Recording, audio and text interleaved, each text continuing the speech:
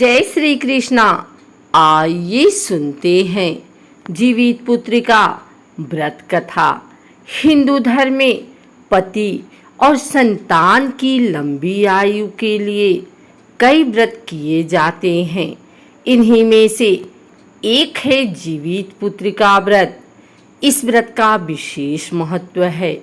हर साल अश्विन माह के कृष्ण पक्ष की अष्टमी तिथि को जीवित पुत्रिका व्रत रखा जाता है।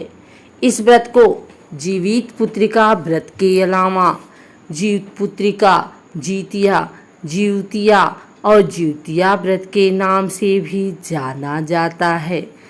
इस साल जीवित पुत्रिका व्रत 18 सितंबर 2022 को रखा जा रहा है। माताएं ये व्रत पुत्र प्राप्ति, संतान की दीर्घायु होने एवं उनके सुख समृद्धि में वृद्धि के लिए करती हैं। ऐसे में आइए सुनते हैं जीवित पुत्रिका व्रत की संपूर्ण और पावन कथा के बारे में। जीवतिया व्रत कथा को लेकर कई तरह की मान्यताएं प्रचलित है। पौराणिक मान्यता की माने तो इस पर्व का महत्व महाभारत काल से भी जुड़ा हुआ है। कहा जाता है कि महाभारत युद्ध के दौरान अश्वत्थामा अपने पिता गुरु द्रोणाचार्य की मृत्यु का बदला लेने के लिए पांडवों के शिविर में घुस गया था, जहां अश्वत्थामा ने शिविर में सो रहे 5 लोगों को पांडव समझकर मार दिया। लेकिन अश्वत्थामा ने गलती से द्रौपदी की 5 संतानों को मार दिया था। ऐसी जघन्य अपराध के बाद अर्जुन ने अश्वत्थामा को बंदी बना लिया और उसके माथे से उसकी दिव्य मणि निकाल ली। अश्वत्थामा ने अपने अपमान का बदला लेने के लिए अभिमन्यु की पत्नी उत्तरा के गर्भ में पल रहे बच्चे को मारने का प्रयास किया, जिसके लिए उसने ब्रह्मशास्त्र का आवाहन कर उसकी दिशा को उत्तरा के गर्भ की ओर मोड़ दिया। तब भगवान श्री कृष्ण ने उत्तरा की अजन्मी संतान और धनुर्धर अर्जुन के पौत्र की रक्षा की।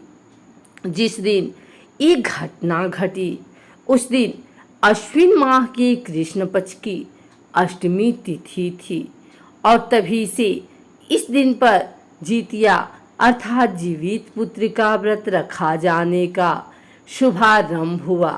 महाभारत काल से लेकर आज तक अपनी संतान की लंबी उम्र के लिए माताएं जीतिया का व्रत रखती आ रही हैं। जीतिया व्रत की कथाओं में से कहानी सबसे महत्वपूर्ण है। व्रत के दौरान महिलाएं यही कथा सुनती भी हैं। इस कथा में एक नगर के किसी वीरान जगह पर पीपल का पेड़ था। इसी पेड़ पर एक चील और पेड़ के नीचे एक सियारिन रहती थी। एक बार दोनों ने कुछ महिलाओं को जीवतिया व्रत करते देख इस व्रत को रख लिया। जिस दिन ये व्रत सभी महिलाओं द्वारा रखा जा रहा था, उसी दिन नगर में किसी की मृत्यु हो गई। जिसकी मृत्यु हुई उस व्यक्ति का शव उसी वीरान स्थान पर लाया गया जहां सियारिन और चील दोनों मौजूद थी। सियारिन शव को देखकर व्रत की बात भूल गई और उसने मांस खा लिया।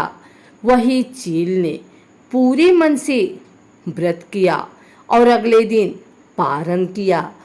व्रत के प्रभाव से दोनों ही अगले जन्म में कन्याओं के रूप में जन्मी। एक का नाम अहिरावती था तो दूसरी का कपूरावती। पूर्ण निष्ठा से व्रत संपन्न करने वाली चील जो अगले जन्म में अहिरावती बनी, उसे राज्य की रानी बनने का सौभाग्य प्राप्त तो नहीं हुआ। व्रत को बीच में ही खंडित कर देने वाली सियारिन जो अगले जन्म में कपूरावती बनी, उसे राजा के छोटे भाई की पत्नी बनने का अवसर मिला। अहिरावती चील ने 7 बच्चों को जन्म दिया, लेकिन कपूरावती के बच्चे जन्म लेते ही मर जाते थे। यह व्रत मध्य में तोड़ देने का दुष्प्रभाव था, जो अगले जन्म में कपूरावती भुगत रही थी। किंतु इस बात का भान भी नहीं था। बहन की फलती फूलती संतान देख कपूरावती जल भुन गई और उसने 7 बच्चों के सिर कटवाकर घड़ों में बंद कर दिए और अपनी बहन के पास भिजवा दिए।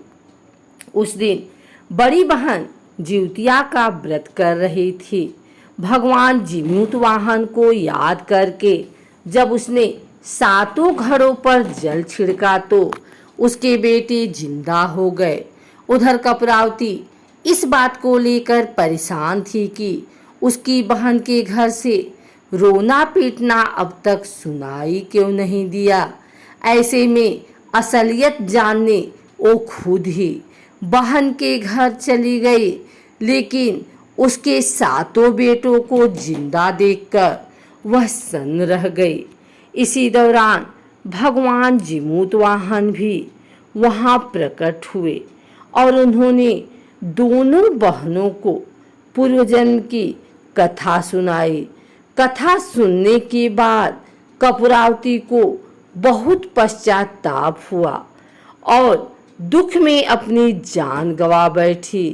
वहीं बड़ी बहन अहिरावती ने भगवान जीमूत वाहन से वरदान मांगा कि जो भी माता आज के दिन आपकी पूजा करे, उसकी संतान को कोई कष्ट न पहुँचे। तब से जिउतिया व्रत की परंपरा चली आ रही है। आइए सुनते हैं जिउतिया व्रत पूजन विधि एवं सामग्री। इस व्रत में भगवान जीमूत वाहन गाय के गोबर से चील सियारिन की पूजा का विधान है।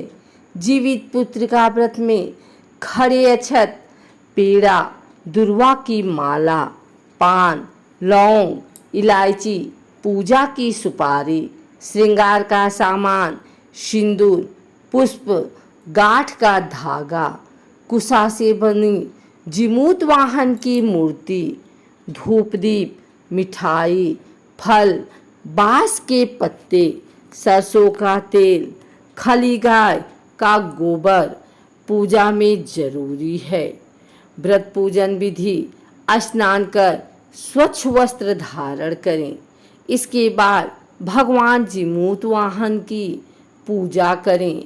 इसके लिए कुशा से बनी जीमूत वाहन की प्रतिमा को धूप, दीप, चावल, पुष्प आदि अर्पित करें।